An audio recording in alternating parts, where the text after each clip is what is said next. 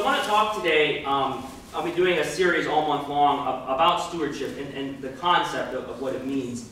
Because I think it's really an important concept for our churches to have a future which is stable and secure.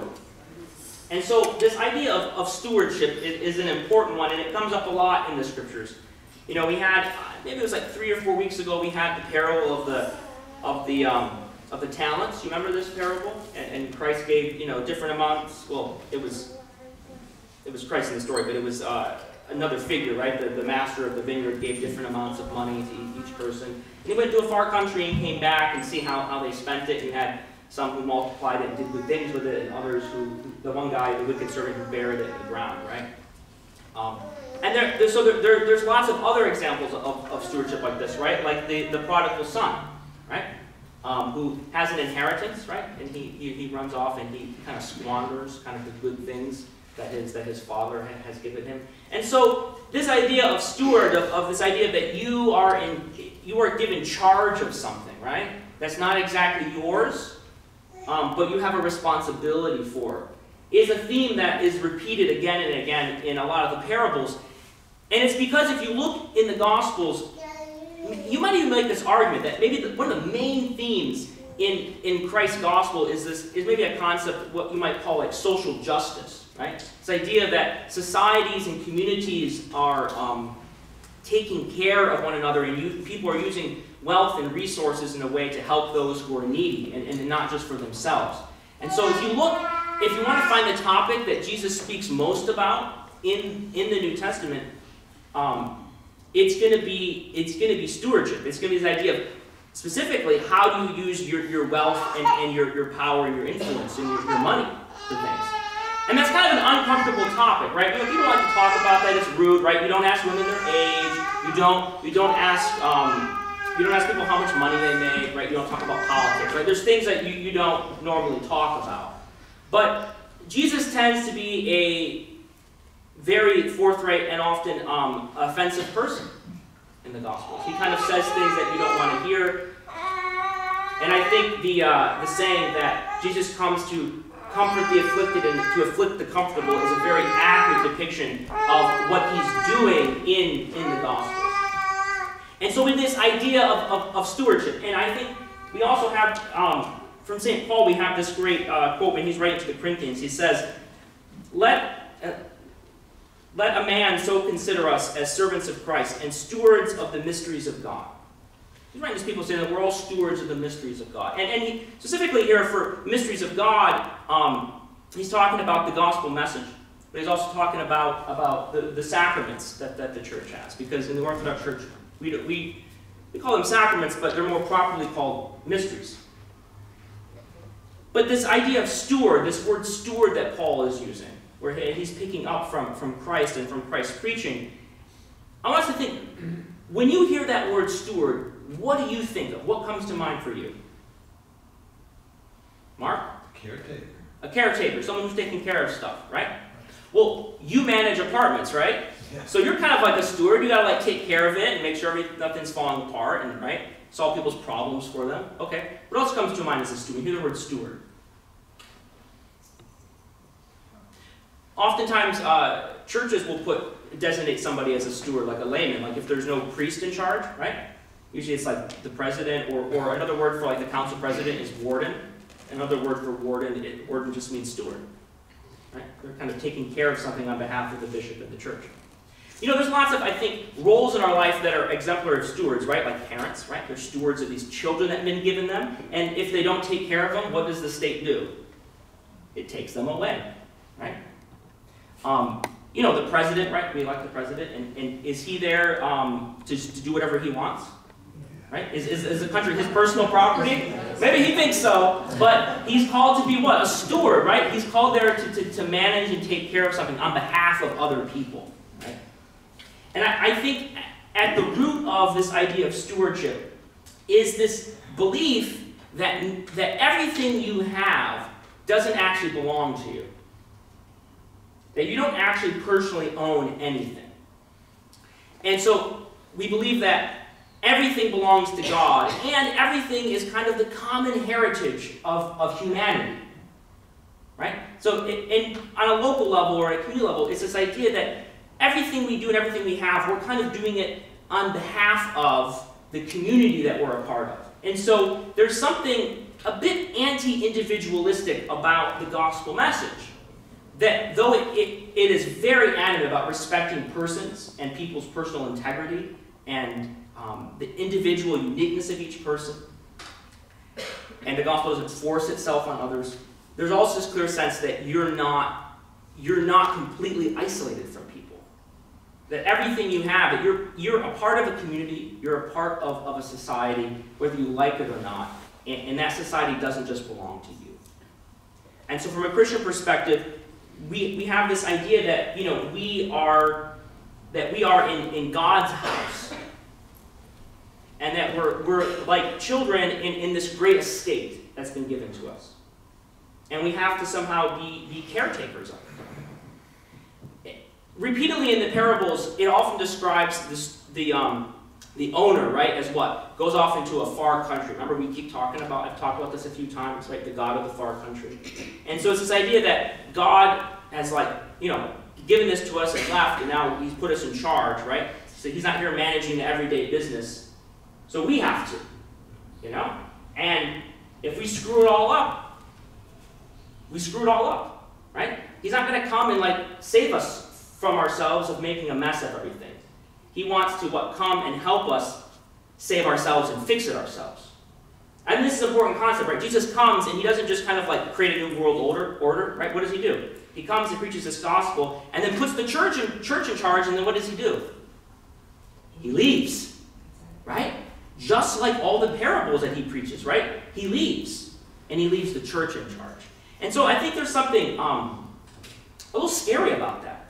That, God's not totally in control. He kind of puts us in charge and expects us to do a good job. And gives us the tools, gives us his spirit, gives us his church, and everything we need to be good stewards of the world and the life that we've been given, whatever that lot is.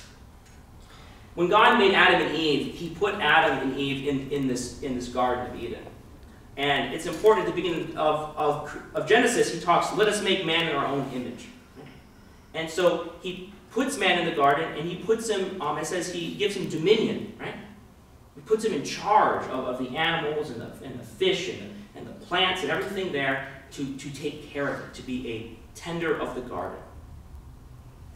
And I think this is a great image of stewardship. So even from the very beginning, you have God making man as a steward in the Garden of Eden to take care of it, right? And man kind of messes that up, right? What is it? He eats from the tree. He kind of abuses and misuses the things, right? And I think the key thing here is that he uses it for some sort of personal or selfish gain in some way, instead of using what he has for the benefit of others or for the good of the whole garden. And Adam, who was given the job of naming animals and being in charge of stuff, not so that he could kind of lord over it, but so that he could be kind of a father and a gardener of that garden. He finds that when he breaks this communion with God, when he misuses and abuses his role, he ends up what? Isolated and exiled, right? He ends up being driven out. And so I think when we think of our jobs as stewards, we can think of it as, even in this own world, we're called to make the kind of life that we have, the circle of our influence in the world that we live in, we're called to turn that from a wasteland into some sort of a garden, or a garden of delight, which is what Eden translates into. It means garden of delight. And a garden is different than kind of like wilderness, right? A garden has order. And it's clear that in a garden, someone's done some work. And someone's taken something that is beautiful and made it even more beautiful in some way. And this is the very first image that we have of man and God in the Garden of Eden. That God puts us here as stewards to do something great. And I think the important thing is that he wants us to be like him, right? So he doesn't just come and make us servants or slaves or like the animals, but puts us in charge of things, the way that he's in charge of things, right? And wants us to do it for the benefit of others, the same way that God created the universe, not for himself, but so that others could receive his love. And I think this is also a great analogy of what stewardship is. The last kind of concept I want to leave you with stewardship has to do with the kind of example of stewardship we have with the Eucharist, or the Lord's Supper that we have. And I think this is also an excellent image of what stewardship is. And I really think this concept of stewardship is not just some kind of like extra or side thing about the spiritual life, but it really defines how we're supposed to live our whole lives. So the idea is that we are called to be stewards of God's good things. And our lives are full of good things that have been given to us. And so the Eucharist is an exercise in this relationship with God of being stewards, of turning the world into a garden. So in the Eucharist, you have people bring wine and bread, right? And even before it's wine and bread, what is it? Right? It's wheat, right? Someone had to grow that wheat, right? Someone had to plant it. Someone had to turn it into flour. And then the person who made it, just me, but you have to you turn it into dough, right? And then you have to shape it and cut it and stamp it and bake it. And then the wine, someone had to grow the grapes, right? And they had to turn it into wine. So even before it's gotten here, man has taken the things of the natural world, mixed his labor with it, and made it into something better, right? Made it into bread and wine. And then they take this and then they offer it to the church, and the church places it on the table. And we take this small gift, right, made from the things that God has already given us, right, this world, and we give it back to him. And then what does he do? He transforms it and then gives it back to us, right? And then we take it, and it's different, right? So it's not just bread and wine anymore. Now it has the presence of God. And this, I think, is at the heart of stewardship, is that it's this dynamism of giving and receiving. That I've been given something, right? And as a sense of stewardship, I give that back to other people, right? So if it's my children, I realize that I've been given these children, and so I'm going to give back to these children in gratitude by teaching them and raising them and helping them to learn how to live a good and happy and fulfilled life. And I'm going to give, and what greater gift can you give to society or your community than a child well raised, right? And so you can do this with whether it's your career, your jobs, or your talents, or your skills that you have, whatever it is, you're giving these things back to the rest of the world and to God as an act of gratitude. And what happens in that act of giving back the things that have been given to you is that God's presence fills that space. So things that were maybe void of God's presence now become full of God's presence. And so then we eat the bread and the wine full of God's presence, and we take in God inside of us. And then we become the gift, right?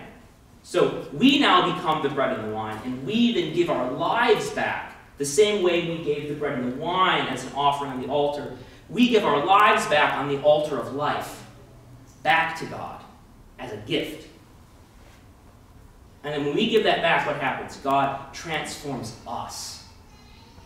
In the same way he makes the body and the blood into, the bread and the wine into his body and blood, he makes us into miniature Christs, little presence of God everywhere.